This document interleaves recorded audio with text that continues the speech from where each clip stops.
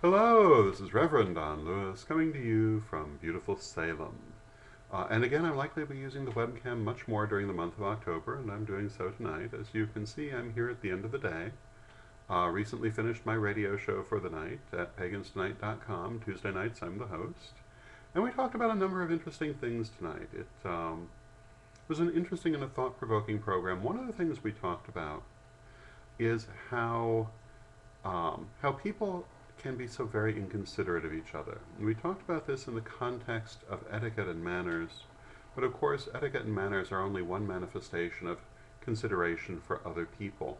And I really do feel that in the last several decades of our culture, people have not only not been encouraged to be considerate of each other, they've been positively discouraged from it. I think that the wider society encourages people to be disruptive and inconsiderate, and to consider this to be somehow a good thing, which, to be frank, it is not. And I think that you see this in the way society is behaving at the moment. And I have to tell you that being boisterous and high-spirited is a wonderful thing. Being rude and inconsiderate is not.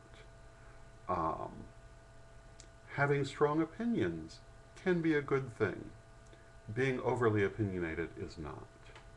Um, I think that people really need to rediscover the idea of civility, the idea of good manners, the idea of consideration for other people. The other thing we talked about tonight, among many other things, is that another thing society has been teaching people to do is to totally identify themselves not through their strengths, but through their weaknesses, through their woundology. To revel in their emotions in a bad way, in a wallowing sort of way, rather than in a positive way of experiencing the moment. And I think this is also something that we as pagans should be especially conscious of, the importance of identifying ourselves through those places in which we are strongest rather than the places in which we are weakest.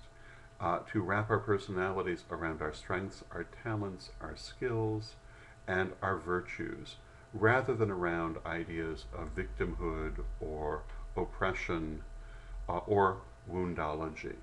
And I think that it's particularly important within our movement because we do focus so heavily on the idea of self-examination, self-healing, self-knowledge, that when we do not in fact practice this, it's rather glaring. And I would love to see more of our people devoting more time to building their own inner strength. So these are some of my thoughts this evening. I hope you find them interesting, and until next time, may you blessed be.